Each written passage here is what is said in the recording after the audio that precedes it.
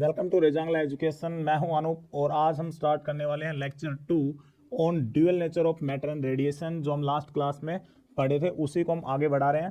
तो आज जो हमारे जो टॉपिक्स होंगे जिसके अंदर हम रीड करेंगे, सबसे पहले हार्ज की जो ऑब्जर्वेशंस थी उनके बारे में हम बात करेंगे। नेक्स्ट हम हेलवेच और लेनार्ड की जो ऑब्जर्वेशंस हैं उनको हम पढ़ने वाले हैं। उसके बाद हम डिटेल स्टडी करेंगे फोटो इलेक्ट्रिक इफेक्ट की, और फाइनली इन्हीं के बिहाफ के ऊपर हम जो लॉज ऑफ फोटो एमिशन है उनको रीड करने वाले हैं। तो चलिए स्टार्ट करते हैं आज की क्लास। और तो यहाँ पे जो हार्ज एक्सपेरिमेंट की हम बात करें, जो मैंने लास्ट आपको बताया कि 1887 के अंदर हार्ज ने एक एक्सपेरिमेंट परफॉर्म किया था for detection and production of electromagnetic wave. तो उसी के बिहाफ पे उन्होंने क्या ऑब्जर्व किया तो उसकी बात करेंगे, जिसको कि हम स्पार्क डिस्चार्ज के नाम से भी जानते हैं। तो देखिए, सबसे पहले हार्ज ने इन 1887 hertz performed an experiment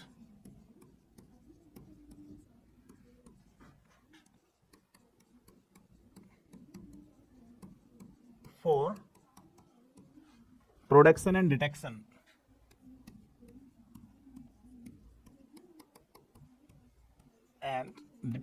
of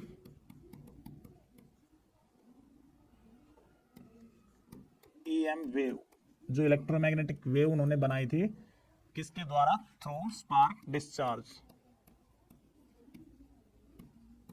अभी जो स्पार्क डिस्चार्ज है जिसको इंडक्शन कॉइल के थ्रू उसने कनेक्ट किया सर्किट को, यहां पर जो दिखा रखा है मैंने इसके अंदर, इसको हम बोलते हैं इंडक्शन कॉइल, जो इनपुट सिग्नल प्रोवाइड करने का काम कर रही है। और उसके बाद दो स्क्वायर मेटालिक प्लेट्स जो ऊपर अरेंज कर रखी है उनको कनेक्ट किया। उसके जो नीचे जो मैंने यहाँ पे दिखाया है, जिसके अंदर मैं यहाँ पे लिख सकता हूँ ये S1 और इसको मैंने S2 एंड नाम दे दिया। तो ये जो गैप है इन दोनों के बीच में, जो बहुत माइन्यूट लगभग 2 से 3 सेंटीमीटर का गैप होता है, उसी के अंदर से लार्ज या हाई पोटेंशियल डिफरेंस जब जंप करता है तो इलेक्ट्रोमैग्नेटिक वेव प्रोड्यूस होती है। ये कॉन्सेप्ट अपना EM वेव जो यूनिट नंबर 5 है उसके अंदर आता है। तो फिलहाल जो हर्ज की ऑब्जर्वेशन है उसके बिहाफ पे उसने क्या बताया कि यहाँ से जो इलेक्ट्रोमैग्नेटिक वेव बनेगी और वो वेव जो आगे डिटेक्टर यहाँ पे रखा गया है अपने पास, जिसके अंदर इसका जो एंड है इसको हम रख देते हैं नाम S1 डैश और S2 डैश, जिसको हम डिटेक्टर बोल सकते हैं या फिर रिसीवर।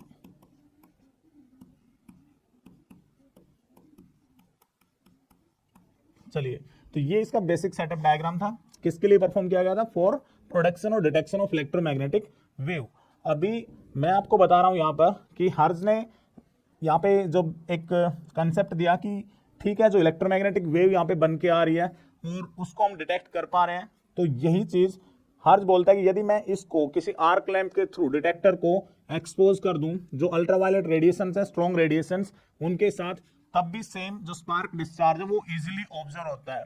तो ये इनकी ऑब्जर्वेशन थी। इसका मतलब जो डिटेक्टर है वो किसी भी एक वायर का बना हुआ है और उस वायर को हम, वायर या मेटल जो भी है, उसको हम एक्सपोज कर रहे हैं स्ट्रॉन्ग रेडिएशन के साथ, तो इलेक्ट्रॉन्स उसके द्वारा वहां पे एमिट हो रहे हैं। ठीक है, तो ये जब ये इलेक्ट्रॉन्स एमिट होते हैं तो करंट बनेगा और उसी से क्या क्रिएट हो रहा है? Potential difference. तो उनकी ऑब्जर्वेशंस को हम यहाँ पे राइट कर देते हैं।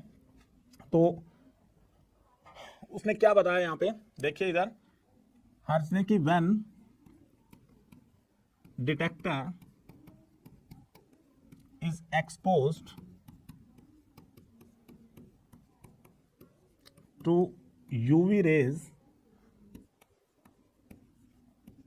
by arc lamp, spark discharge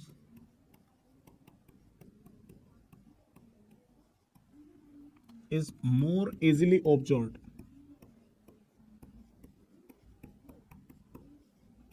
जो स्पार्क का डिस्चार्ज है, large potential difference, easily observe होता है। उसका रीजन क्या है? क्योंकि जो अल्ट्रावायलेट रेडिएशंस यहाँ पे गिर रही है वो किनको एमिट कर रही है? फोटो इलेक्ट्रॉन्स को। तो यहाँ पे हम रीजन भी दे सकते हैं, because the incident UV raise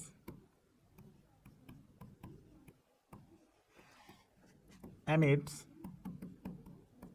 photo electrons. जो इंसिडेंट यहाँ पर रेडिएशंस हैं, यूवी रेज, वो क्या एमिट कर रही है? Photo electrons. तो ये जो एक्सपेरिमेंट था इसके बिहार पे उसने बताया कि यदि हम किसी भी मेटल को एक्सपोज करेंगे इन रेडिएशन के साथ तो इलेक्ट्रॉन्स एमिट करेंगे सरफेस के द्वारा। ठीक है, अभी हम नेक्स्ट आगे चलते हैं। इनके बाद जो नेक्स्ट साइंटिस्ट थे जो कि हेलवेच और लिनार्ड, दोनों की ऑब्जर्वेशंस हैं, उनको हम पढ़ेंगे। तो हेलवेच ने क्या पाया भाई, देखिए हेलवेच ऑब्जर्वेशंस।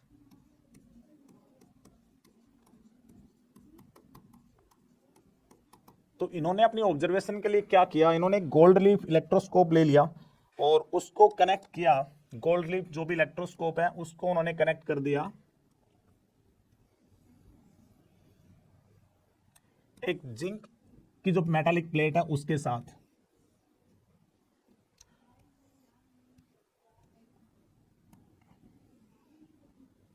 जिंक की जो मेटालिक प्लेट है उसके साथ वो एक्सपोज कर रहा है, किसके द्वारा, जो अल्ट्रावायलेट रेडिएशंस के द्वारा है। तो उनकी जो ऑब्जर्वेशंस निकल के आई थी उसके अंदर हम रीड करेंगे, क्योंकि आपने पढ़ा हुआ गोल्ड लीफ इलेक्ट्रोस्कोप के अंदर दो जो लीफ्स हमने यहाँ पे दिखा दिए हैं, और ये यहाँ पे हमने लिया जिंक की प्लेट।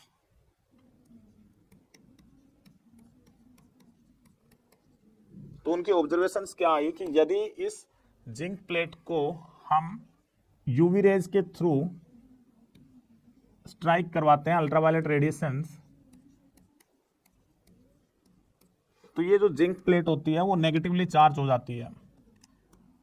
वो क्या हो जाएगी, नेगेटिवली चार्ज। अब वो नेगेटिवली चार्ज क्यों होती है, या बेसिकली हम कहते हैं इसके अंदर कि यहाँ पे देखिए जो डाइवर्जेंस है दोनों लीव्स के अंदर वो डिक्रीज हो जाएगी। ठीक है, क्योंकि जब ये अल्ट्रावायलेट रेडिएशंस यहाँ पे गिरती हैं तो वो इन फोटो इलेक्ट्रॉन्स को एमिट करने का काम करती हैं। तो यहाँ पर हम बता सकते हैं कि अल्ट्रावायलेट रेडिएशन सरफेस के ऊपर गिरी और बाहर क्या निकले, फोटो इलेक्ट्रॉन्स। अब यदि इन फोटो इलेक्ट्रॉन्स का जो एमिशन है वो डायरेक्टली डिपेंड कर रहा है किसके ऊपर, अल्ट्रावायलेट रेडिएशंस के ऊपर। यदि अल्ट्रावायलेट रेडिएशंस के अलावा हम कोई और रेडिएशन लें तो फिर वहां पर एमिशन नहीं हो सकता है। हम बात करेंगे आगे भी, जैसे अल्कली मेटल्स के अंदर विजिबल लाइट के ऊपर भी एमिशन होता है, तो वो आपने थोड़ा सा ध्यान रखना है इसके अंदर। तो यहाँ पे उसने क्या बताया इनिशियली, ये लगभग 1888 के around Hallwachs exposed zinc metallic plate, zinc plate connected to electroscope. जो इलेक्ट्रोस्कोप नीचे दिखा रखा है, ये जो इलेक्ट्रोस्कोप है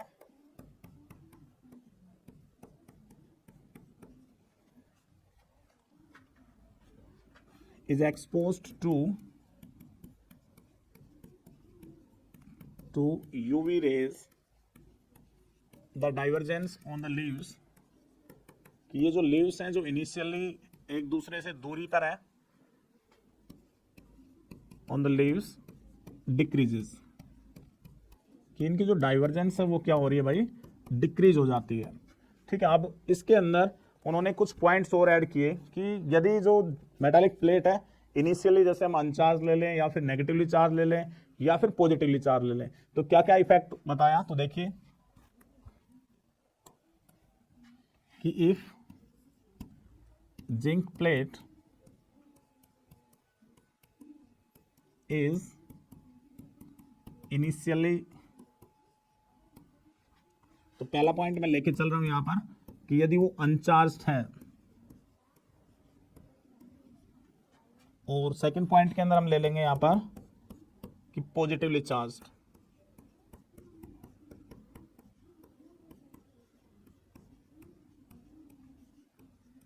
और लास्ट पॉइंट में हम यहां पे लिख लेते हैं नेगेटिवली चार्ज्ड।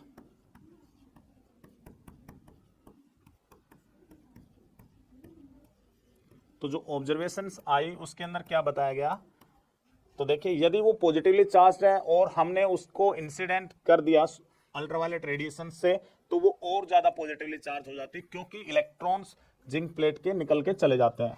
तो हम यहाँ पे क्या लिख सकते हैं, बिकम्स मोर पॉजिटिवली चार्ज्ड।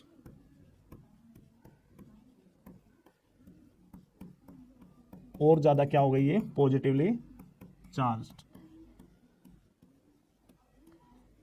अभी यदि हम उसको शुरुआत में ही अनचार्ज लेते हैं तो हम जब एक्सपोज करेंगे इलेक्ट्रॉन्स निकलेंगे तो उसके ऊपर कौन सा चार्ज डेवलप होगा, पॉजिटिव चार्ज। तो यहाँ पे हम लिख सकते हैं कि इसके ऊपर वापस से कौन सा आ रहा है, यहाँ पे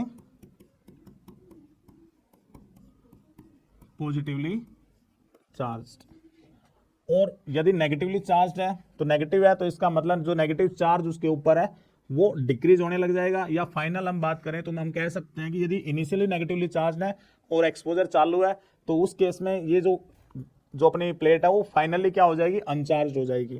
तो हम यहाँ पे राइट कर सकते हैं कि फाइनली ये जो प्लेट है वो क्या हो जाएगी, अनचार्ज। तो ये हेलवेज की ऑब्जर्वेशंस थी। चलिए उसके बाद आगे बात करते हैं लिनार्ड की जो ऑब्जर्वेशंस थी उनके बारे में।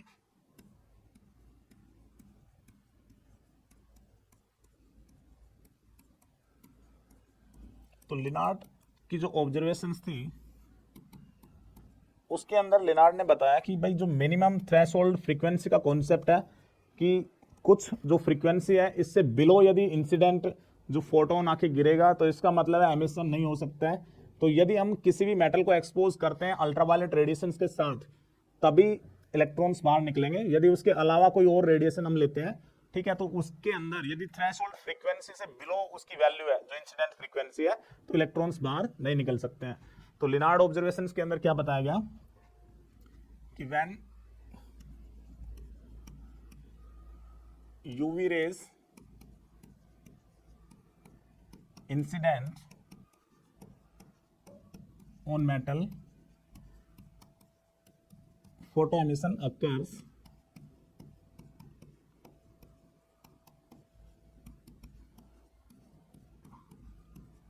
but there occurs minimum frequency। ये जो मिनिमम फ्रीक्वेंसी होगी और इस मिनिमम फ्रीक्वेंसी को हम क्या नाम देते हैं, थ्रेशोल्ड फ्रीक्वेंसी। तो हम यहाँ पे राइट अप कर सकते हैं कि थ्रेशोल्ड फ्रीक्वेंसी का मतलब क्या होता है, थ्रेशोल्ड फ्रीक्वेंसी। तो देखिए थ्रेशोल्ड फ्रीक्वेंसी का मतलब है कि ये वो मिनिमम फ्रीक्वेंसी है जिसके नीचे एमिशन जो है नहीं हो सकता है। तो हम यहाँ पे राइट कर सकते हैं कि the minimum frequency below which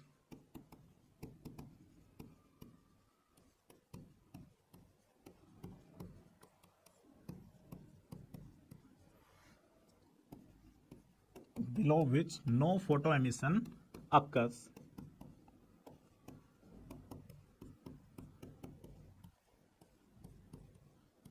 तो इन्होंने क्या बताया, आप इसको सिंपली एक डायग्राम की फॉर्म में भी याद रख सकते हो। तो मैं डायग्राम यहाँ पे बना देता हूं।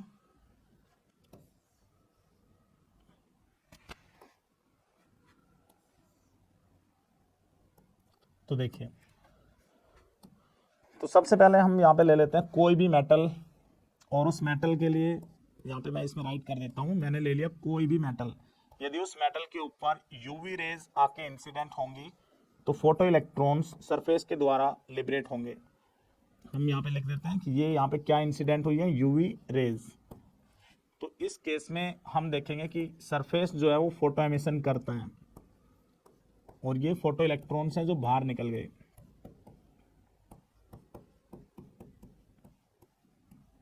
नेक्स्ट उसके बाद यदि मैं कोई भी मेटल ले लूं अदर देन एल्कली और उसके ऊपर यदि मैं विजिबल रेडिएशंस को डालने का काम करता हूं तो हम देखेंगे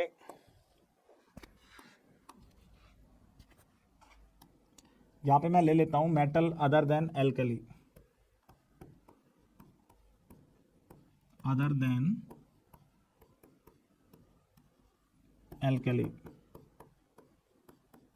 तो उस केस में यदि हम सरफेस के ऊपर इंसिडेंट रेडिएशन में विजिबल रेज का यूटिलाइज करते हैं, मैंने यहाँ पे क्या रख लिया, विजिबल रेज। तो यदि विजिबल रेज आपके सरफेस के ऊपर इंसिडेंट होती है तो हम देखेंगे कोई भी एमिशन नहीं होता है। तो यहाँ पे मैं राइट कर सकता हूँ कि नो फोटो एमिशन।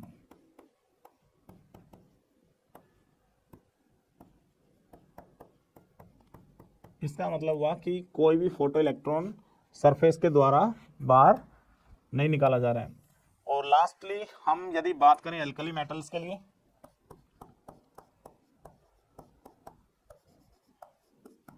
तो यदि मैं एल्कली मेटल्स के ऊपर बात करता हूँ और उसके अंदर मैं यदि विजिबल रेज को इंसिडेंट करता हूँ, तो उस केस में क्या बताया गया कि ये फोटो एमिशन शो करते हैं।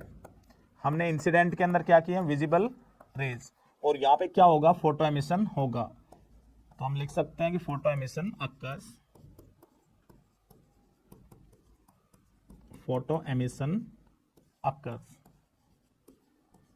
तो ये दोनों ऑब्जर्वेशंस थी जो हेलवेच और लिनार्ड की जो ऑब्जर्वेशंस हैं। तो लिनार्ड ने बताया थ्रेशोल्ड फ्रीक्वेंसी के बारे में कि इस मिनिमम फ्रीक्वेंसी के नीचे एमिशन नहीं हो सकता है, और हेलवेच के बारे में मैंने पहले ही बता दिया आपको कि स्ट्रॉन्ग अल्ट्रावायलेट रेडिएशन से जब एक्सपोज करते हैं तब फोटो एमिशन होता है। तो चलिए अभी इसके आगे बढ़ते हैं हम, और उसके अंदर हम अभी पढ़ने वाले हैं फोटो इलेक्ट्रिक इफेक्ट, जिसके हम डिटेल स्टडी करेंगे। तो चलिए नेक्स्ट जो अपना टॉपिक है, डिटेल स्टडी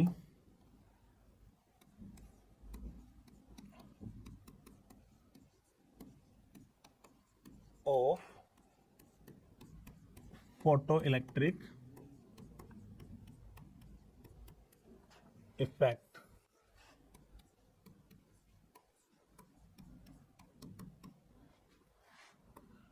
तो सबसे पहले यहाँ पे क्या किया गया, एक अपनी इवैक्यूएटेड ट्यूब जो हम कल जैसे हम बात कर रहे थे, जिसके अंदर कि हमने इस प्रकार से एक ट्यूब यहाँ पे ले लिया, जिसके अंदर हम एक कैथोड और एक एनोड, और इसको हम कनेक्ट कर देते हैं नीचे सर्किट के अंदर।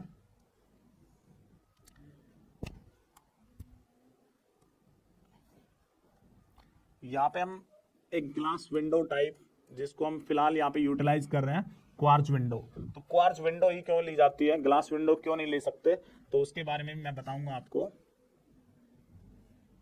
तो ये जो कैथोड है और इधर अपना एनोड एज इट इज, तो यहाँ से जो अल्ट्रावायलेट रेडिएशंस हैं इनके ऊपर आके गिरेंगी और ये इलेक्ट्रॉन्स को लिबरेट करने का काम करेंगे।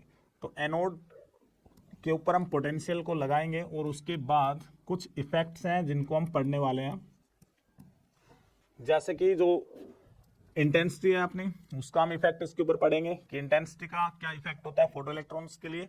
सेकेंडली हम बात करेंगे फ्रीक्वेंसी का कॉन्सेप्ट यहाँ पे हम पढ़ेंगे, और जो इफेक्ट ऑफ पोटेंशियल है उसके लिए हम यहाँ पे पढ़ने वाले हैं। तो सबसे पहले देखिए, इसके अंदर क्वार्ट्ज विंडो सिर्फ इसीलिए लगाई गई है क्योंकि ये सिर्फ अलाउ करती है जो स्ट्रॉन्ग रेडिएशन है जो फोटो एमिशन करवा सकती है, जैसे कि जो अल्ट्रावायलेट रेडिएशन है। तो आप यहाँ पे लिख भी सकते हो इसके अंदर कि क्वार्ट्ज विंडो क्यों लगाई गई है, क्योंकि ये अलाउ करती है यूवी रेज, और ग्लास विंडो जो होती हैं वो अल्ट्रावायलेट रेडिएशंस को अलाउ नहीं करती हैं, और वो सिर्फ जो विजिबल रेडिएशंस होती हैं उन्हीं को अलाउ करती हैं। यदि हमने एल्कली मेटल्स ले रखे हैं, उसका फोटो एमिशन पढ़ रहे हैं हम, तो उस केस में हम ग्लास जो अपनी विंडो उसको हम यूटिलाइज कर सकते हैं, जो ग्लास मटेरियल है उसको हम यूटिलाइज कर सकते हैं, अलावा इसके अलावा हम नहीं कर सकते हैं। तो हम फोटो इलेक्ट्रिक इफेक्ट में बात करेंगे कि फोटो इलेक्ट्रिक इफेक्ट का मतलब क्या होता है। तो कल मैंने जैसे बताया था फोटो इलेक्ट्रिक इफेक्ट के अंदर कि ये एक फिनोमेना है जिसके अंदर हम जब किसी मेटल सरफेस को एक्सपोज करते हैं किसके द्वारा, जो सुटेबल फ्रीक्वेंसी है, जो रेडिएशंस जिनके पास वो सुटेबल फ्रीक्वेंसी है जो थ्रेशोल्ड से ऊपर है, जो एमिशन करवा सकती है। तो यहाँ पे हम बता सकते हैं इसके अंदर कि when light of suitable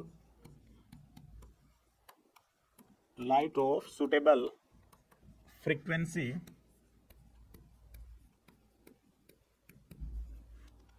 incident on metal surface, photo emission occurs।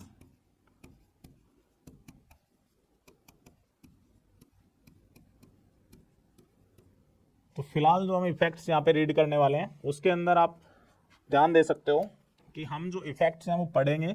सबसे पहले तो हम पढ़ेंगे effect of intensity, effect of intensity. Second हम इसके बाद पढ़ेंगे इफेक्ट ऑफ पोटेंशियल, और लास्टली हम इसके अंदर कवर करते हैं इफेक्ट ऑफ फ्रीक्वेंसी। तो बेसिकली हम ये तीन पार्ट यहाँ पे कवर करने वाले हैं। तो इनको समझिए अपने। और अभी सबसे पहले बिल्कुल बेसिक पॉइंट्स के अंदर है, इंटेंसिटी का मतलब होता है नंबर ऑफ रेडिएशंस, जब वो आके मेटल सरफेस पे गिरेंगे। नंबर ऑफ रेडिएशंस का मतलब है बहुत सारी रेज। तो हमेशा ध्यान रखना है कि फोटो एमिशन के अंदर एक इंसिडेंट फोटोन एक फोटो इलेक्ट्रॉन के ऊपर काम करता है। इसका मतलब नंबर ऑफ रेडिएशंस आके गिरेंगे मेटल सरफेस पे, और यदि वो थ्रेशोल्ड फ्रीक्वेंसी से ऊपर है तो हमें उतने ही ज्यादा फोटो इलेक्ट्रॉन्स मिलेंगे। तो बेसिकली हम कह सकते हैं कि जो इंटेंसिटी का इफेक्ट है वो डायरेक्टली प्रोपोर्शनल होता है किसके, number of photo electrons liberated. तो इसका ग्राफ भी हम प्लॉट करेंगे। और यहाँ पे जो सर्किट डायग्राम है इसके अंदर आप यदि कंप्लीटली इसको बढ़ाना चाहते हो तो उसमें यूटिलाइज की जाती है रिवर्सिंग कीज, और उन रिवर्सिंग कीज को यहाँ पे नीचे जो हाई टेंशन बैटरी होती है उसके थ्रू कनेक्ट किया जाता है।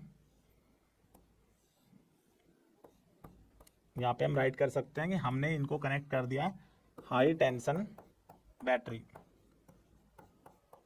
सेकेंडली हम इसके अंदर यहाँ पे जो वोल्ट मीटर वगैरह या फिर अपना एमीटर जो होता है उसको भी हम लगाते हैं इसके अंदर। तो एमीटर हमेशा किसके अंदर लगाया जाता है, ये जो एमीटर है अपना लगभग माइक्रो एम्पियर्स की रेंज का रहेगा। वोल्ट मीटर को पैरेलल में कनेक्ट करेंगे, उसको हम सीरीज में कनेक्ट कर देंगे, और एक हम रियोस्टेट भी इसके अंदर लगा सकते हैं। तो बेसिक जो हमने यहाँ पे काम करना है अभी सबसे पहले, तो फर्स्ट जो इफेक्ट है, इफेक्ट ऑफ इंटेंसिटी, इसको हम रीड करेंगे। तो देखिए सबसे पहले हम बात कर रहे हैं इफेक्ट ऑफ इंटेंसिटी।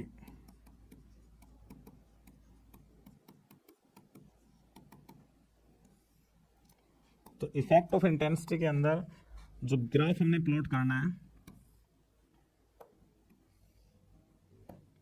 तो एक एक्सिस के ऊपर हम क्या लेने वाले हैं यहाँ पे, फोटो इलेक्ट्रिक जो करंट, या सिंपली हम उसको लिख सकते हैं नंबर ऑफ फोटो इलेक्ट्रॉन्स।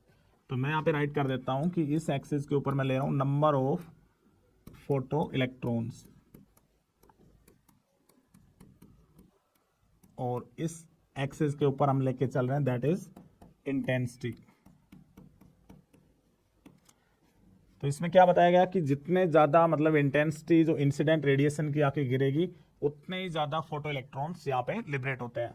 तो आप यहाँ पे याद रख सकते हो कि number of photo electrons emitted जो है, number of photo electrons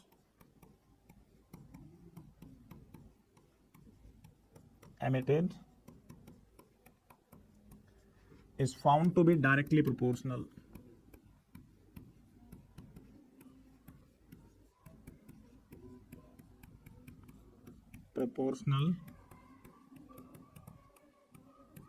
to the intensity of incident radiation। अब इसके अंदर आप ध्यान रखेंगे, ये सारी बात मैं कहाँ पे लिख रहा हूँ, अबो थ्रेशोल्ड फ्रीक्वेंसी, क्योंकि उसके नीचे एमिशन नहीं होता है, इसीलिए आपने ध्यान रखना है अबो थ्रेशोल्ड फ्रीक्वेंसी। तो बेसिकली हम कह सकते हैं कि ये क्या है, दैट इज लीनियरली प्रोपोर्शनल।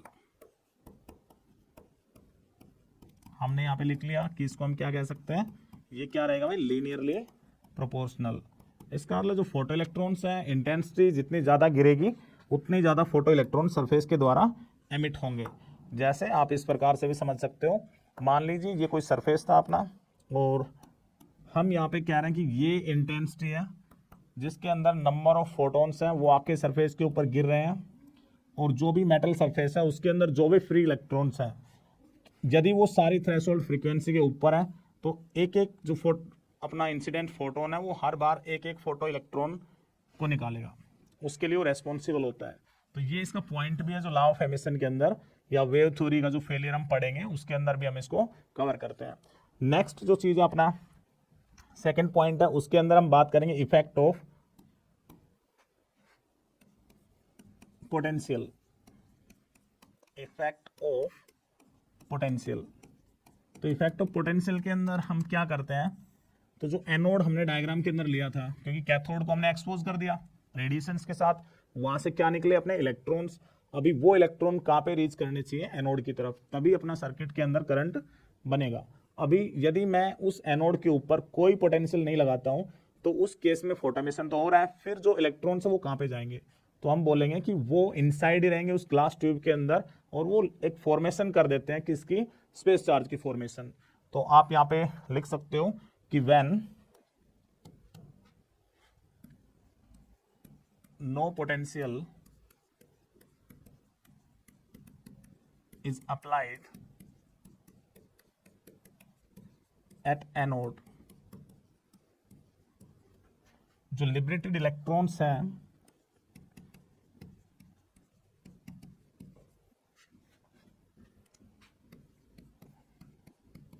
वो रिजल्ट करते हैं in formation of space charge.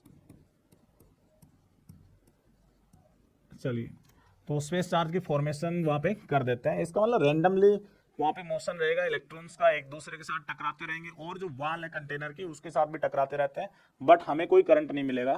तो नेक्स्ट इसके बाद हम सेकंड पॉइंट यहाँ पे लिख सकते हैं कि व्हेन पॉजिटिव पोटेंशियल, अब की बार हम क्या लगा रहे हैं इसके ऊपर, positive potential is applied at anode. तो जब हम इसके ऊपर पॉजिटिव पोटेंशियल अप्लाई करेंगे तो उस केस में जो इलेक्ट्रॉन्स जो लिबरेट हो रखे थे अपने, वो तुरंत क्या करेंगे, एनोड की तरफ दौड़ने का काम करेंगे। तो हम लिख सकते हैं electrons gets accelerated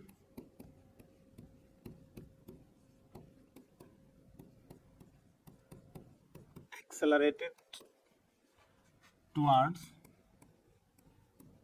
anode, current is constituted. तो उस केस में सर्किट के अंदर करंट बनने लग जाएगा अपना। अभी यदि हम उसके बाद हम बात करें कि और ज़्यादा पॉजिटिव पोटेंशियल हम अप्लाई कर दें, या हम कहते हैं कि जो इंटेंसिटी है इंसिडेंट रेडिएशन की उनको बढ़ा देते हैं, तो उस केस में क्या होगा अपने पास कि जितने भी फोटो इलेक्ट्रॉन्स वहाँ पे कैथोड एमिट कर रहा है, सेम उतने ही फोटो इलेक्ट्रॉन्स दूसरी तरफ एनोड को क्या कर रहे हैं, रीच कर रहे हैं। या मैं बोल दूं कि हम एक ऐसा पोटेंशियल अप्लाई कर दें कि जितने भी कैथोड ने एमिट करे, सेम उतने ही यहाँ पे क्या कर लिए, एनोड ने कलेक्ट कर लिए। तो उस केस में जो करंट रहेगा उसको हम क्या बोलते हैं, सैचुरेशन करंट। तो सैचुरेशन करंट का मतलब यही है कि फर्दर यदि आप जो पोटेंशियल अप्लाई है एनोड के ऊपर उसको बढ़ाओगे, तो जो करंट है वो अब नहीं बढ़ने वाला है, वो क्या हो चुका है, मैक्सिमम हो चुका है। तो हम यहाँ पे लिख सकते हैं कि सैचुरेशन करंट का मतलब क्या हुआ,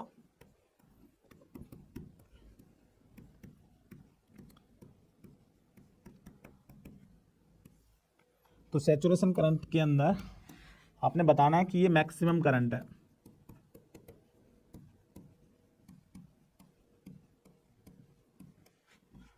When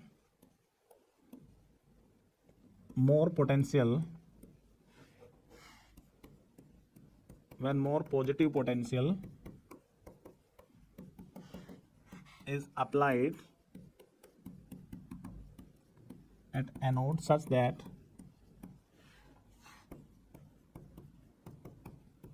electrons cannot be further accelerated, कि हम उनको वापस से एक्सेलरेट नहीं कर सकते, तो ये जो करंट होता है क्या कहलाता है, सैचुरेशन करंट कहलाता है। तो आपने इसको अच्छे से याद रखना है, सैचुरेशन करंट क्या था, कब बनता है। अब उसके बाद हम नेक्स्ट बात करते हैं इसके अंदर कि यदि मैं इसी प्लेट के ऊपर नेगेटिव पोटेंशियल लगाने का काम करता हूं, कि व्हेन नेगेटिव पोटेंशियल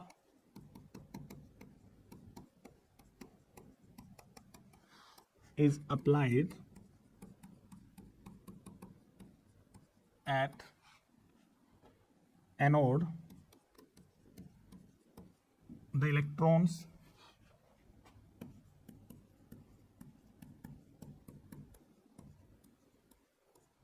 तो जो इलेक्ट्रॉन्स है अब वो क्या होंगे, उनके ऊपर एक रिपल्सिव फोर्स लगेगा और वो इलेक्ट्रॉन्स अब एनोड को रीच नहीं कर सकते, बट उनमें से कुछ जिनकी जो एनर्जी ज़्यादा थी वो कुछ एक इलेक्ट्रॉन्स जो है एनोड को टच करेंगे। इसका मतलब है कुछ स्मॉल, बहुत ही स्मॉल करंट वहाँ पे बनता है। तो हमने एक और ऐसा एक सफिशिएंट नेगेटिव पोटेंशियल लगा देना है जिसके ऊपर हम देखें कि एक भी इलेक्ट्रॉन जो है वो एनोड की तरफ ना आ पाए। तो उस जो वैल्यू को हम क्या बोलते हैं, कट ऑफ पोटेंशियल या फिर जो अपना उसको हम क्या बोल दें, कट ऑफ पोटेंशियल बोल देते हैं, और या हम उसको रिटार्डिंग पोटेंशियल का नाम दे देते हैं। तो देखिए यहाँ पे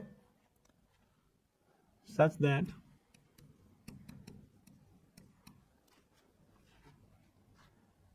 the electrons gets repelled back.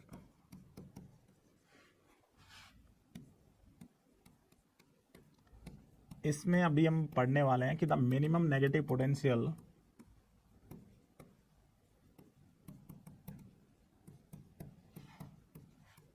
applied at anode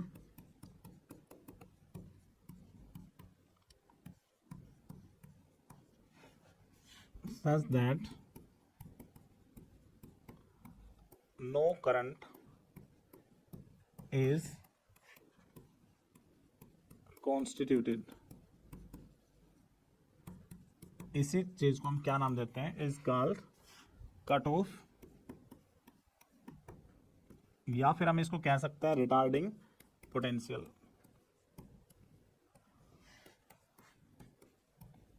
या हम इसी को क्या कह सकते हैं, और स्टॉपिंग पोटेंशियल।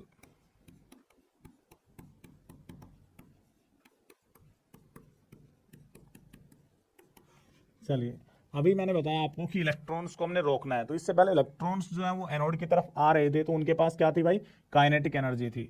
अब उस काइनेटिक एनर्जी को जब हम रोक रहे हैं तो हमने पढ़ा एनर्जी हमेशा क्या रहती है, कंजर्व। इसका मतलब हमने जो पोटेंशियल एक प्रकार से डेवलप करा एनोड के ऊपर, उसने उनको क्या कर दिया, रोक दिया।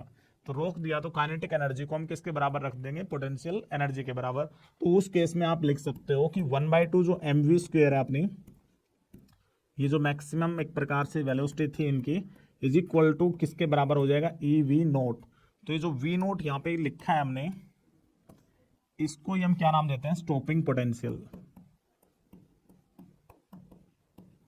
इसी टर्म को हम क्या नाम देते हैं, स्टॉपिंग पोटेंशियल। चलिए अब इसका जो ग्राफ अपना हम प्लॉट करें, तो सैचुरेशन करंट हमने इसके अंदर देखा वो कब आता है, जब हम मैक्सिमम जो पोटेंशियल अप्लाई करते हैं, जो पॉजिटिव पोटेंशियल। फिर हमने देखा कि जब नेगेटिव लगाते हैं तो जो करंट है वो रुक जाता है, तो उस केस को हम क्या कह रहे हैं, स्टॉपिंग पोटेंशियल। तो हम इसका ग्राफ प्लॉट कर सकते हैं। तो ग्राफ के अंदर आपने ध्यान देना है,